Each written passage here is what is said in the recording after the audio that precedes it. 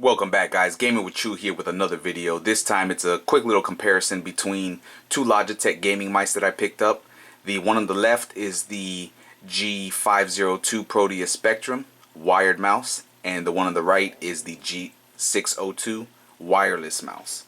So I've been playing with both of these for 2 weeks, and just going to do a quick little rundown of the specs and which one I'm going to end up keeping. So once again, this is wired. You see you have some RGB lighting there that could be adjusted with the software, and you have a weight system that you can put on the bottom of the mouse to adjust the weight to your liking. And so what's in the box? You get the mouse, you get the tuning weights that come in a case, and user documentation. So here's a look on the back. And you have 11 programmable buttons, and you can adjust the DPI. There's a switch for that. Once again, you can change the lighting and the weight. So in terms of tracking the resolution, it goes anywhere from 200 to 12,000 DPI. Now that number is huge. I don't know anybody that really needs that much, but at least it's there for you. And in terms of the 602, here's a look around the box.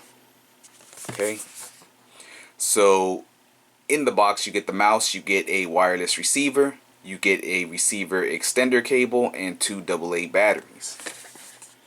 And on the back of the box you get 11 programmable buttons. Okay, and the tracking resolution is anywhere from 250 to 2500 DPI. Big difference from 12,000 DPI on the wired one. Alright, and that's pretty much it. So let me get these boxes out of the way and bring the mice. So here is the 602 wireless, and here is the 502 wired. And they're not that much difference in size. This one's a little bit wider with a wider thumb rest here. Alright, and here you have 6 buttons there. You can see they're pretty small. They're not the best feeling buttons.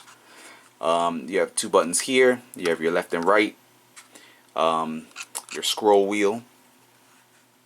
I like the design of it. It's nice. It's pretty smooth. So this switch here, when you go up, it's in performance mode, and when you go down, it's in endurance. And that's where I keep it because I want the battery to last as long as possible. So here is the bottom. You have your on and off switch there, and your Logitech branding there. Really smooth. And the 502, you have your RGB lighting there. You have your 3 buttons here by the thumb rest, which I think are far superior to those buttons that are found on the 602. You have 2 buttons here on the left click, your left, right, your scroll wheel. You have a switch here so you can just have an infinite scroll there, which is hard to control. I didn't like that. And this is kind of too loud for me. And then you have your DPI switch here. Really good contour to this mouse. I really like the way this mouse feels. Good design. Nice grippy feeling on it. Here is the bottom. You have your Logitech branding, and you kind of pop this off. It's held in there with a magnet. Take this off, and then you can add your weights here however you want. So let me put this back in.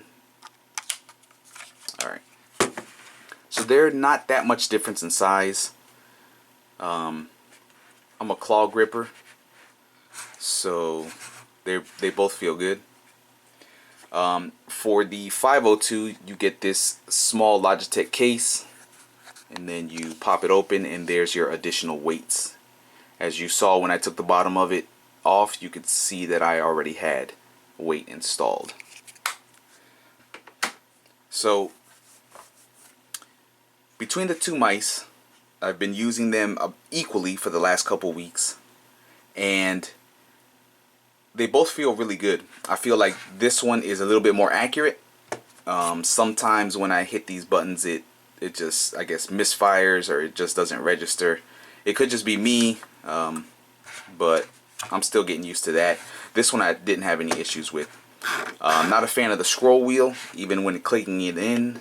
I use that as a melee button for when I play the Division, and it's too much give side to side, whereas this one is solid. It doesn't move. This one is too much. It gives way too much on the sides.